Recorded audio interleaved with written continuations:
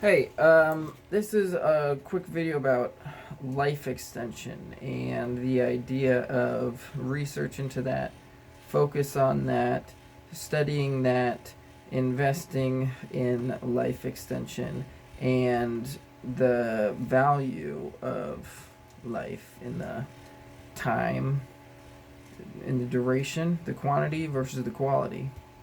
And I'm going to introduce a positive theory here that only that arose from reflection and given my experience, my example. So, for reference, my example, like I don't the living situation and the status that I've created here have when I first moved here, there was like a 5% battery. This is gonna run out real soon. So when I first moved here, there was almost like a threat of like death and destruction of my whole house that at least other people around me were telling me, even though I didn't necessarily think that. Every once in a while, I felt it for like the first maybe 6 months to a year and a half at the most. At some point, I had some realization experience that I don't need to live in fear because I could always just face, given a situation, if you know that you can face the situation without fear, there's no reason to fear that situation. So at first the fear was that like this off-grid house that I had built with like a earthship, that it would just get like bulldozed by heavy machinery and it'll just get destroyed, and maybe I would be in it when it would happen and like no notice. And it's kind of like somewhat of a rational but kind of like an irrational fear as well, but which came from another party, and which I adopted. And then later on it became the idea that like some authorities of that system might like just come to evict me or something like that, and that there could be some fear or conflict potential there.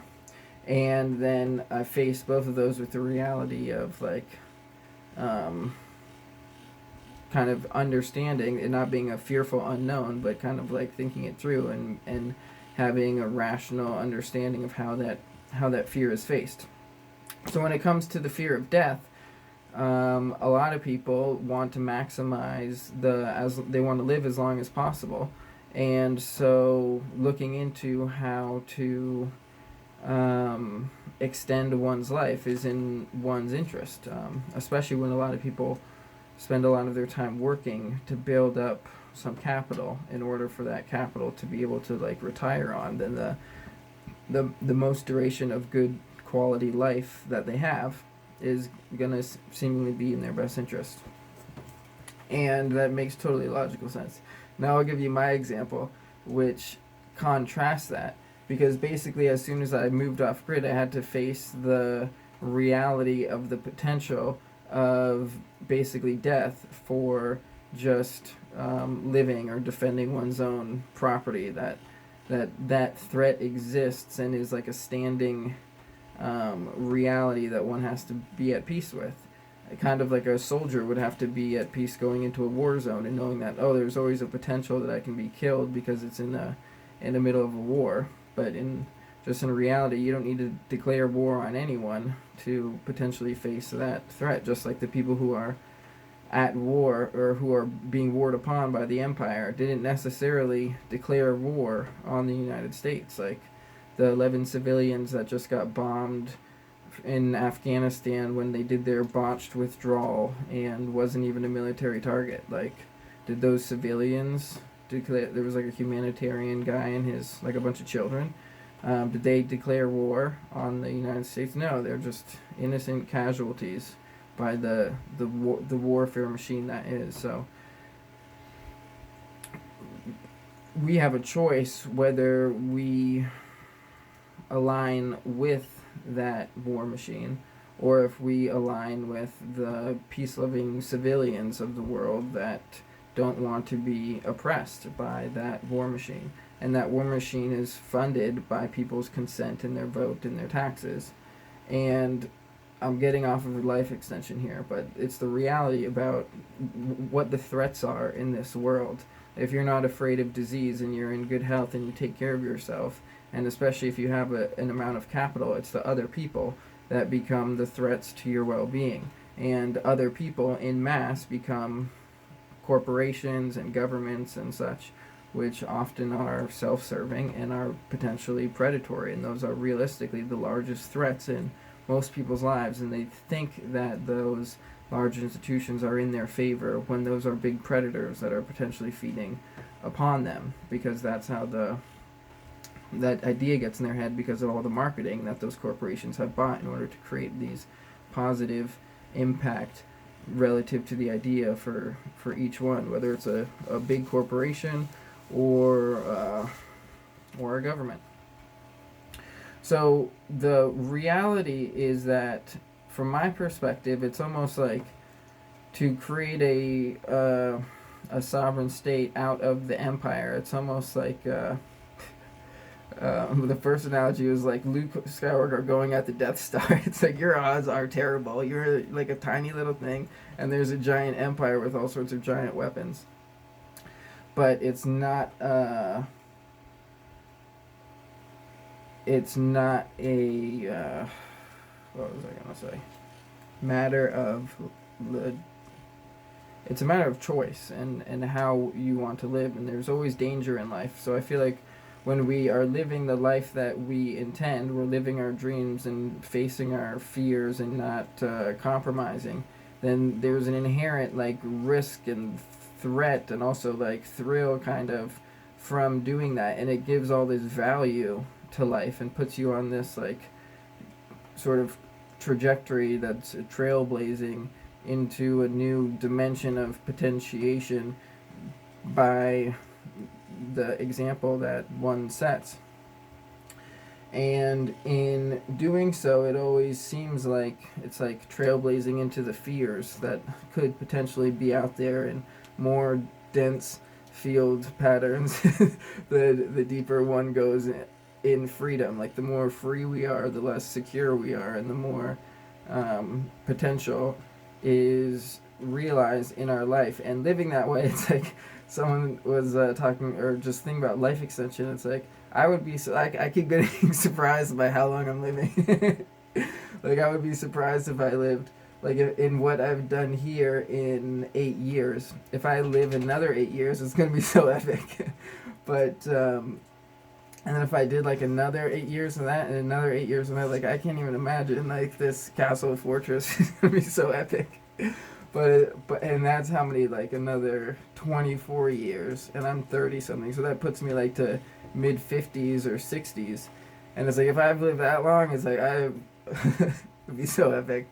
There's so much time there, and like in what I've already done in 8 years, like if you multiply that by 4, and like this castle, which would just be like, and then everything follows in waves, and so if I can survive, then a lot of other people are also more likely to be able to survive and thrive doing similar things, which means more individual empowerment, more decentralization of power, more immunity in relation to the general society from the psychological warfare, and also the orientation towards not supporting the war machines, which are the empire, which is waging war upon freedom throughout the world in order to profit off of the resources, which are largely human, and what the value that people produce, and that's sucked out by these predatory corporations.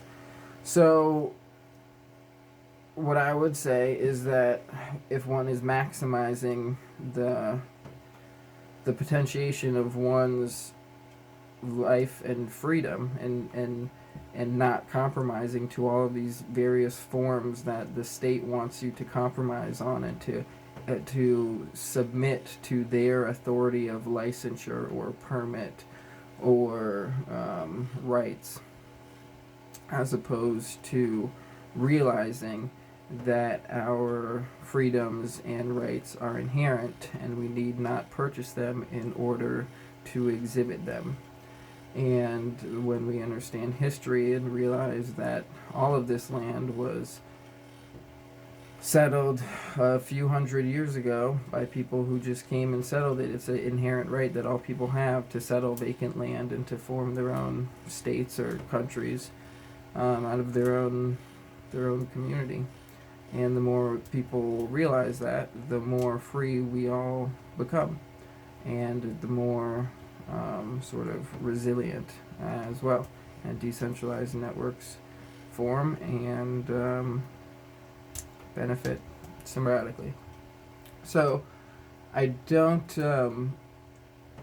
really have an interest in life extension, because I feel like if I can just succeed in another 8 years, or another 8 years after that, or another 8 years after that, like, the life is going to be so much more full than now.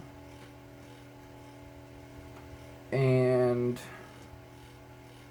I can't see myself focusing on the extension of the time as opposed to focusing on the quality of the time in which what we're choosing to do and how we're oriented, because we can always hold back out of that fear and let that fear be the cage which guides our actions, and that is the limitation of our freedom.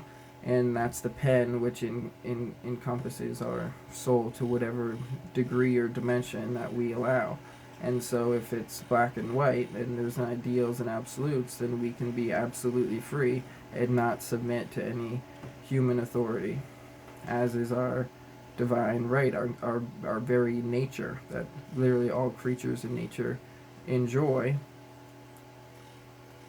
but humans, because we create these systems of control upon ourselves, because that's the top of the food chain, the environment conquered, so to speak. The people start forming energy pattern movements, and so societies of people, or groups of people, or these could be corporations or other organizations, governments, or even tribes, or religions can work together to funnel, almost like organs of a body, I guess, like a distinct, if it's all working together. If you have one organ attacking the other organ, then you got some kind of issue. And that's what the warfare is of the empire. And so if people just stop consenting to that, then energy is taken away from that, and focus is redirected in another place. Like, I can't watch television anymore and like watch any of these commercials, separate myself from the programming and the commercials, and return to natural vibes and simple life and natural medicines, and everything gets better. I'm sure I'm just about out of power here. I think I touched on, like, just increase the intensity of your life as opposed to thinking about living a longer life, and you'll get more value out of it regardless, and you won't be living in fear, but you'll be trailblazing an ideal which is more fulfilling, and you can't achieve by simply delaying. So the only way to achieve that fulfillment is to just do it, and if one is healthy along the way, then the life is going to be extended as well. And just try to do it ideally. That's the end of this. I don't know, whatever it is. Talk.